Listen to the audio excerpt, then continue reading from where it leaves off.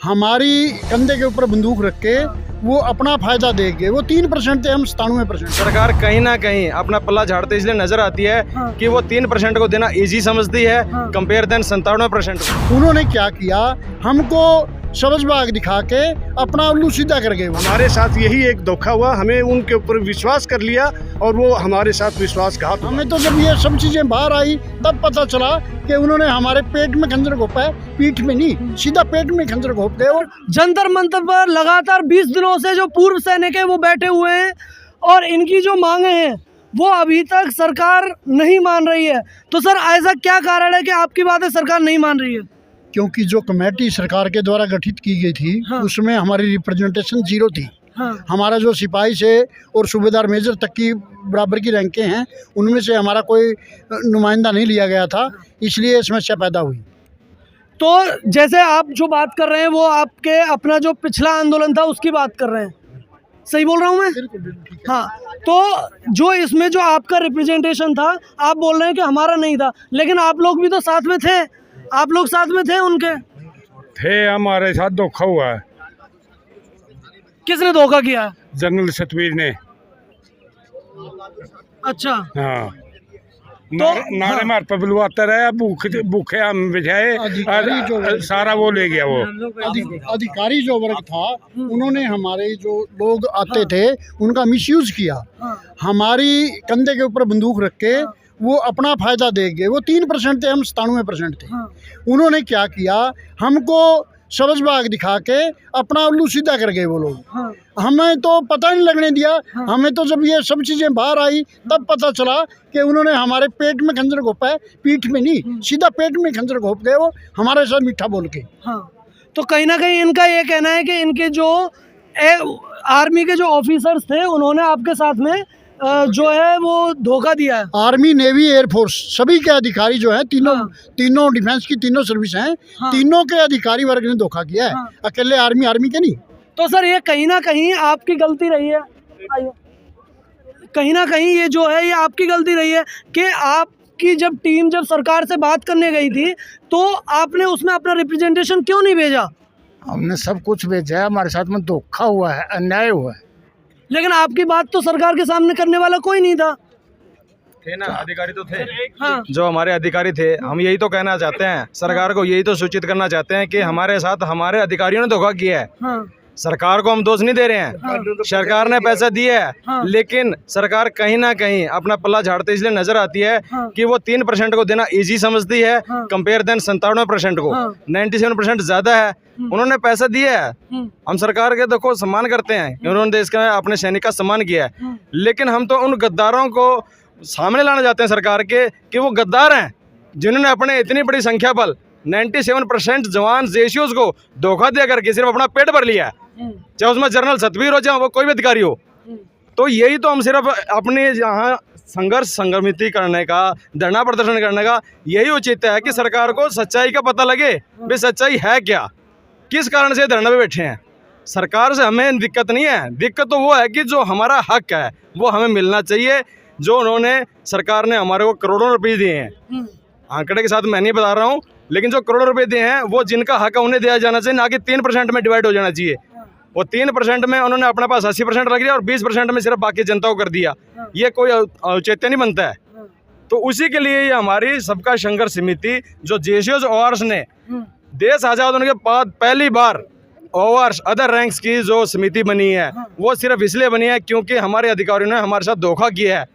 और जब हमें इस धोखा का पता लगा, आज सेना में सैनिक अनपढ़ नहीं है, पढ़े लिखे हैं, वो अपना हक जानते हैं। जब उन्हें पता लगा कि हाँ हमारे पेट में खंजर घोंप दिया, गलती हुई है, तो सरकार को तो हमें बताना पड़ेगा, क्योंकि हमारा जो सर्वोच्च जो कुछ देने वाली है सरकार ने देना है। अभी सत्र चल रहा है, हमारी मांगे उठेंगी, जो गलतियाँ हुई हैं उन्हें सुधारा जा सकता है।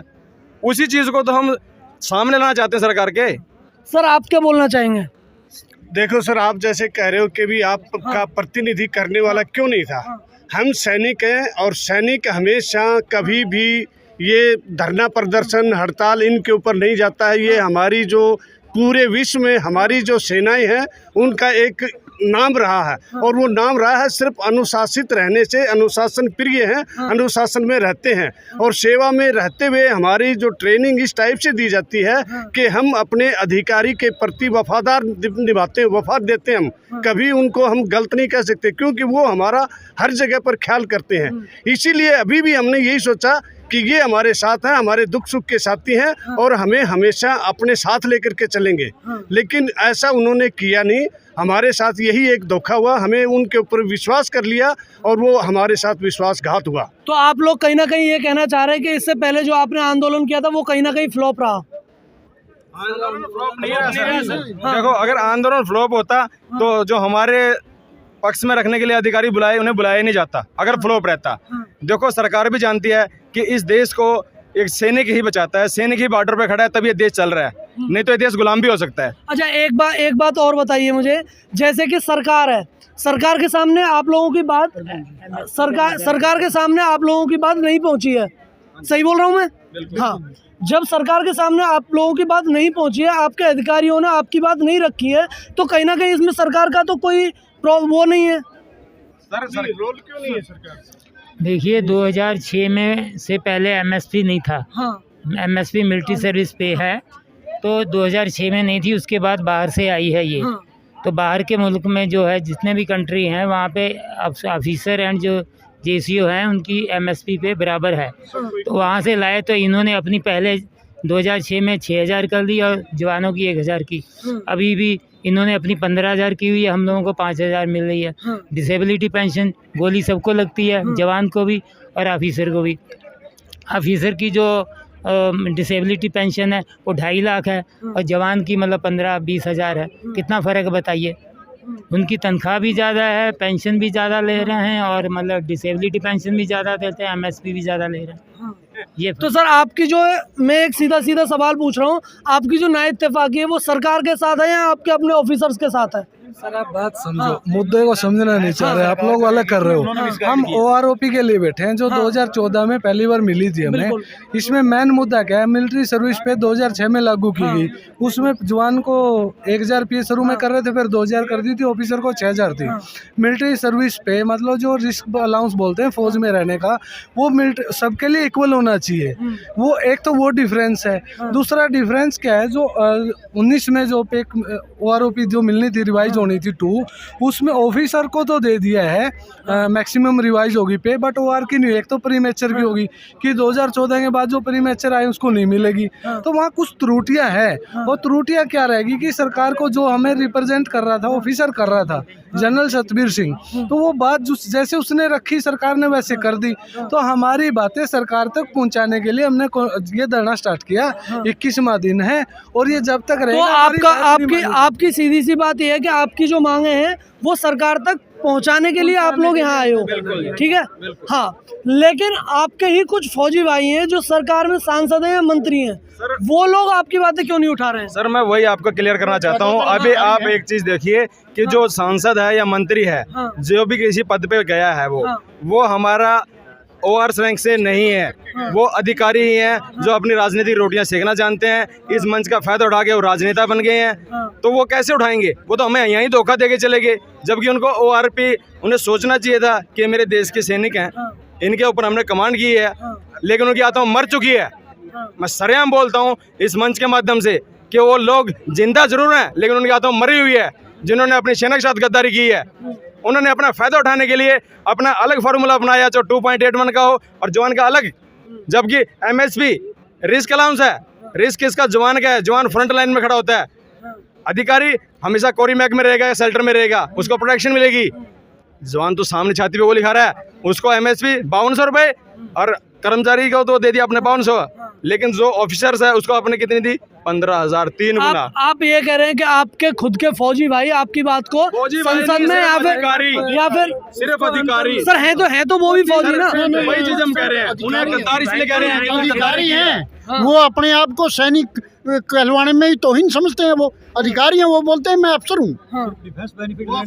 हाँ, वो जब उनको फायदा लेना चाहते हैं तब वो सैनिक कहते हैं अपने आप को। वो सैनिक थे ही नहीं, वहाँ पे भी अफसर है और यहाँ पे भी अफसरगिरी दिखाना चाहते हैं। वो तो अंग्रेज सरकार के टाइम पे, मैं आपको बता देना चाहता हूँ, ब्रिटिश इंडियन आर्मी जब खड़ी हुई थी उस टाइम पे अधिकारी सिर्फ इंग्लैंड के हुआ करते थे, ना कि हिंदुस्तान के।